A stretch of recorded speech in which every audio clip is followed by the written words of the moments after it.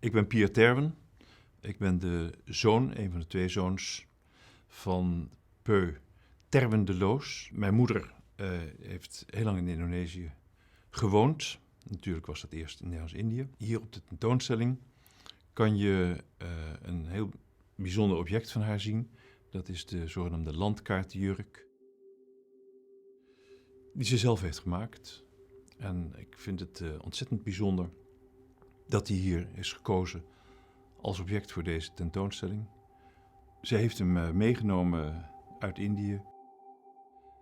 Ze heeft mij verteld, ik heb dat natuurlijk vooral gehoord als heel klein kind, dat ze hem ook wel af en toe aan boord van het schip heeft gedragen, omdat hij lekker lang was en daardoor wel een beetje warm, want zijde is toch ook warm. Het is een bijzonder soort van materiaal. Dus dat vonden we leuk. Hij was dus populair bij ons thuis.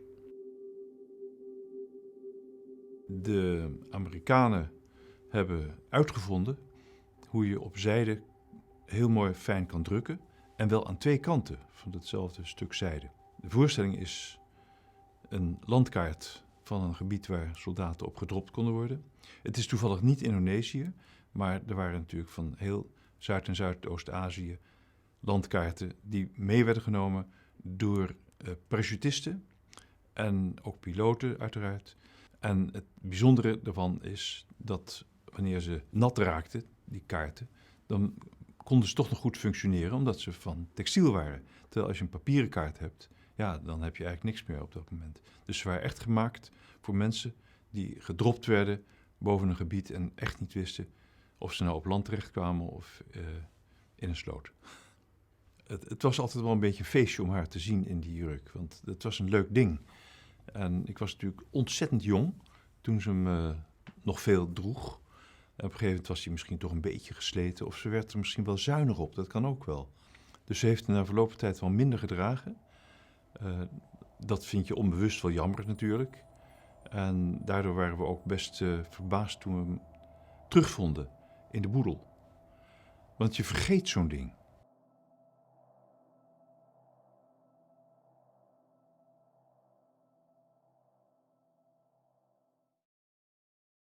De revolutieperiode voor mijn moeder betekende denk ik toch een vooral een nieuw begin.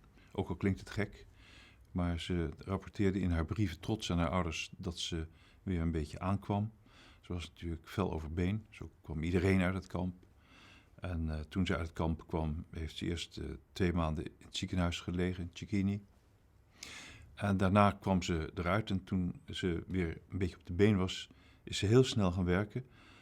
En haar bedoeling was vooral om ervoor te zorgen dat de boel weer op orde kwam.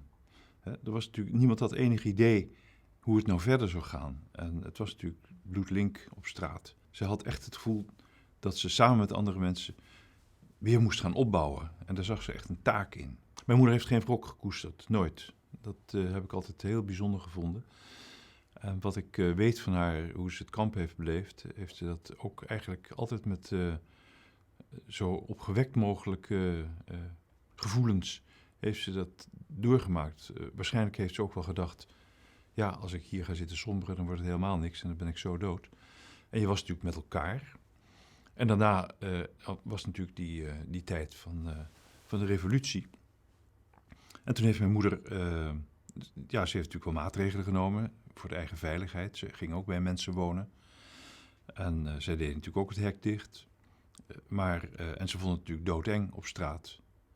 Ze had natuurlijk wel bezwaar tegen mensen die revolutie ontketenden en die iedereen doodschoten en zo. Dat vond iedereen natuurlijk vreselijk. Maar ze heeft nooit de Indonesiërs als volk daarmee afgeschreven. De onafhankelijkheidstijd voor Indonesië werd door mijn moeder als iets vanzelfsprekends gezien. Het werd logisch gevonden in het licht van de ontwikkeling van geschiedenis. Ze is nooit teleurgesteld geweest over die ommekeer. Sterker nog, haar liefde voor Indonesië en het Indonesische volk, en dan dus echt voor de mensen, was ongelooflijk sterk. Ze heeft het wel gezien als een fase waar je gewoon rekening mee moest houden. En ook daar was ze altijd nogal ja, toch eigenlijk relativerend. Ja, dat heeft me wel altijd heel erg verbaasd, kan ik zeggen. Maar ze was erg vooruitgaand. Hè? Dus ook in een moeilijke tijd. Ja, we zien wel weer, we komen er wel weer uit, heeft ze gedacht.